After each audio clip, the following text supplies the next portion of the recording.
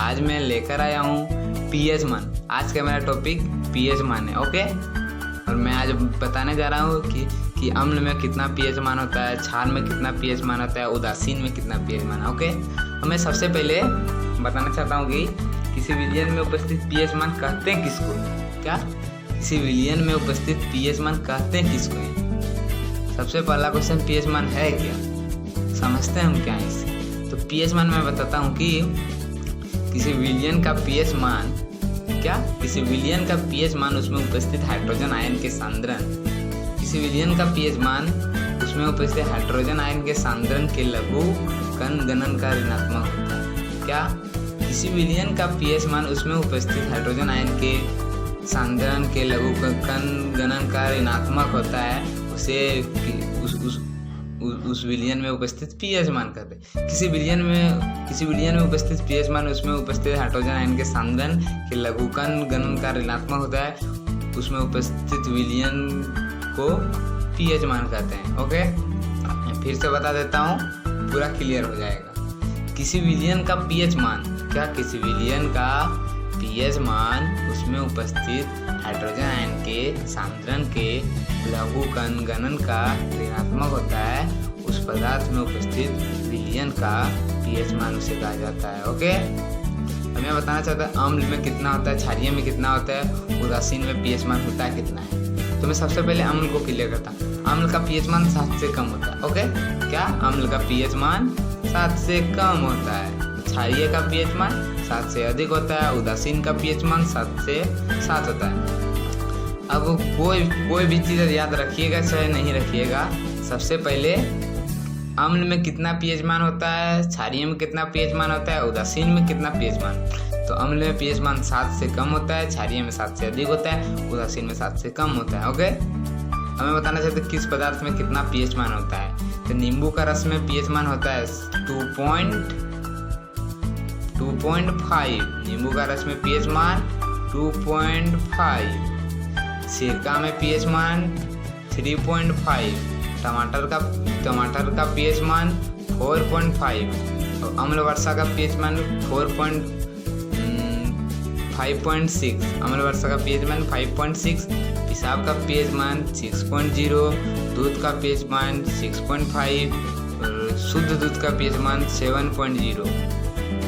मैं बताना चाहता हूँ कि इसमें अब इतना दूर में आया दूध तक, इसमें आपको अम्ल कितना लगता है, क्षार कितना लगता है। देखिए यहाँ से यहाँ दूध से नींबू का रस तक में सब क्षारी अम्लीय है। ओके, और ये जो शुद्ध दूध है ये उदासीन है। ओके, अब रक्त का पीएच मान होता है कितना होता है, 7.4 होता है। चूना जल का पीएच मान होता है 11.0 होता है। ये दोनों क्षारीय है। क्या है? ये दोनों क्षारीय है। और अम्ल पित्त का पीएच मान कितना होता है, 1.0। अम्ल पित्त हमारे शरीर में पाया जाता है, जो भोजन को पाचन में सहायता करता है अम्ल पित्त। ओके, ये आप बायोलॉजी में पढ़े हैं, लेकिन आज का मेरा टॉपिक पीएच मान है, इसलिए मैं आज पीएच मान नहीं बताऊँ। जल का पीएच मान 7.0। नमक का पीएच मान 7.0। जो घर में आप उपयोग करते हैं उस NaCl सोडियम क्लोराइड, नमक का पीएच मान 7.0। अब शराब, अल्कोहल या दारू, जो भी आप कहें, देहाती भाषा से दारू है, शराब और अल्कोहल का पीएच मान 2.8। मानव मूत्र का पीएच मान 4.8 से 8.4 तक। मैंने यहाँ बताया कि 6.0 होता है पेशाब का पीएच मान, लेकिन मैं पूरा क्लियर करने के लिए मानव मूत्र दे दिया। और मानव मूत्र का पीएच मान कितना से कितना तक होता है, 4.8 से 8.4 तक। और समुद्री जल का पीएच मान 8.5 से। मैं बताना चाहता हूँ कि मैं पहले बता दिया कि अम्ल का पीएच मान 7 से कम, क्षारीय का पीएच मान 7 से अधिक और उदासीन का पीएच मान 7 होता है। ओके, शुद्ध दूध का पीएच मान 7.0, याद रखिएगा। ओके, अब मैं बताने जा रहा हूँ कि आंसू का पीएच मान, जो हम रोते हैं तो आंसू निकलता है, उस आंसू का पीएच मान होता कितना है, वो अम्लीय है या क्षारीय है, इसमें पता चल जाएगा। ओके, आंसू का पीएच मान 7.4 होता किसका है पीएच मान, अम्लीय का या क्षारीय का। क्षारीय का पीएच मान 7.4। मानव लार का पीएच मान, जो भोजन को लसलसा बनाता है 6.5 से 7.5 तक। ओके, मानव लार का पीएच मान 6.5 से 7.5 तक। हाइड्रोक्लोरिक अम्ल का पीएच मान 0 होता है। HCl या हाइड्रोक्लोरिक या हाइड्रोजन क्लोराइड तीनों कर सकते हैं इसको। अब हाइड्रोजन सल्फेट या H2SO4 1.0 इसका पीएच मान होता है। सेब का पीएच मान 3.0, सोडा का पीएच मान 3.0। अचार का पीएच मान कितना होता है? जो घर में आम का अचार हुआ, ओल का अचार हुआ, जो अचार जिसका अचार बनता है उस अचार का पीएच मान कितना होता है? 3.5 से लेकर 3.9 तक अचार का पीएच मान होता है। केला का पीएच मान 4.5 से 5.2 होता है। रोटी का पीएच मान 5.3 से 5.8 तक। लाल मांस का पीएच मान 5.4 से 6.2 तक। चारेदार पनीर का पीएच मान 5.9 होता है। मक्खन का पीएच मान 6.1 से 6.4 तक होता है। अब मान देखें क्या ये दोनों में शुद्ध दूध का पीएच मान कितना होता था? शुद्ध दूध का मान 7.0 होता था, ये उदासीन हो गया। अब मक्खन का पीएच मान यहाँ देखिए कितना है, 6.1 से 6.4 तक। और चारेदार पनीर का 5.9। और दूध का पीएच मान कितना था? 6.0।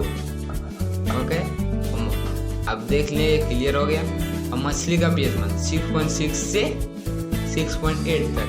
शैम्पू का पीएच मान 7.0 से 10.0 तक, यानी शैम्पू उदासीन भी होता है और क्षारीय भी। अधिकतर शैम्पू क्षारीय ही होता है। ओके, बेकिंग सोडा का पीएच मान 8.3। कोलगेट का पीएच मान, टूथपेस्ट जो अब मूद होते हैं उसका 9.0 लगभग होता है। ये क्या हो गया? क्षारीय हो गया।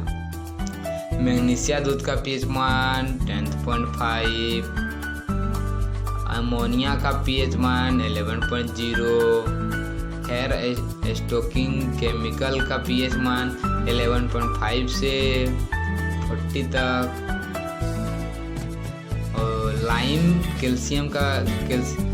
का पीएच मान मतलब कैल्शियम हाइड्रोक्साइड CaOH ओके 12.4। और लाई का पीएच मान 13.0। सोडियम हाइड्रोक्साइड का पीएच मान 14.0। अब इतना देखें, उसमें से ज़्यादा पावर का क्षारीय हाइड्रोजन सोडियम हाइड्रोक्साइड है, जिसका पक्का पक्की 14 होता है। आपने देख लिया कि किस में लगभग 35 बताया, उसमें से क्षारीय अम्लीय आप छांट सकते हैं, उसको अलग में दे सकते हैं। मैं भी अलग कर सकता हूँ, लेकिन आप अलग कीजिएगा तो अलग मजा लगेगा अलग करने में। तो मैं इतना बता दिया, अम्ल का पीएच मान, क्षारीय का पीएच मान। और एक चीज देख लीजिए, अब किसी विलयन का पीएच मान निकालेंगे कैसे? उसका सूत्र है ये, किसी विलयन का पीएच मान बराबर -log ब्रैकेट बड़ी ब्रैकेट हाइड्रोजन आयन, मतलब -log बड़ी bracket hydrogen ion. Okay clear? तो मैं क्लास खत्म करता हूँ। मेरा क्लास आज का टॉपिक मेरा पीएच मान था, पीएच मान क्लियर कर दिया। मैं फिर से एक बार बता देता हूँ, किसी विलयन का पीएच मान उसमें उपस्थित हाइड्रोजन आयन के सांद्रण के लघुकण गणन का ऋणात्मक होता है, उसे पीएच मान कहते हैं। ओके, और एक बार फिर से बता देता हूँ, अम्लीय क्षारीय उदासीन का पीएच मान, अम्ल का पीएच मान 7 से कम, क्षारीय का पीएच मान 7 से अधिक और उदासीन का पीएच मान 7 होता है। Okay clear?